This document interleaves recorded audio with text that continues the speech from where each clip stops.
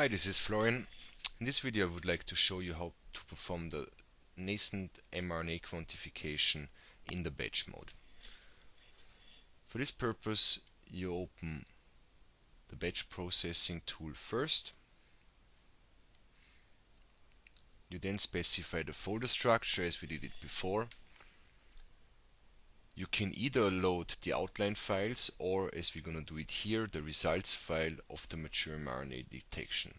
The latter has the advantage that we can then generate an outline file that really summarizes the quantification of the mature and the nascent mRNA, which provides an ideal input for a downstream modeling approach.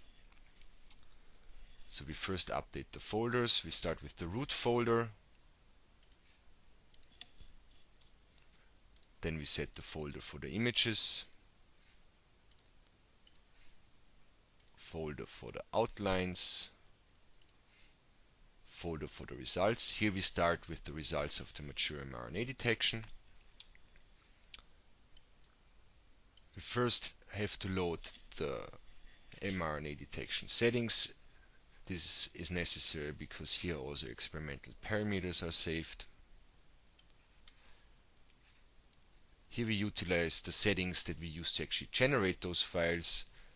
This also contains information about the thresholding parameters. Then we can load the results file of the spot detection directly into the batch interface. Those were generated before in the batch processing of the mature mRNA detection. So here FISH-QUANT loads the results and also all of the thresholding parameters. Next we change the folder to the nascent mRNA quantification. And we now load the settings of the nascent mRNA quantification. Here the image of the mRNA is loaded and also the amplitudes of the individual mRNA molecules. Again, we have to analyze those settings. While this is done, I just pause the video and I will come back afterwards. The processing of the settings is done. With the same plot as before, we can just delete it. It summarizes the fit of the averaged image of the mRNA. So we're now ready to process all of the transcription sites. We can here again include the PSF superimposition approach if we wish. In order to make this faster, we can then also enable the parallel computing. We can then quantify all the transcription sites that are described in the outlines. This will again take a little while, so while this is running, I will pause the video. The quantification is done now. A last thing we can do is that for the PSF superimposition approach, we can restrict the size that is considered to be a transcription site. We usually restrict it to an area with a radius of 1000 nanometers. This way we exclude individual mRNAs that were placed outside of the actual transcription site that might be there. This can be done simply in this optional panel where you can set the radius of this region.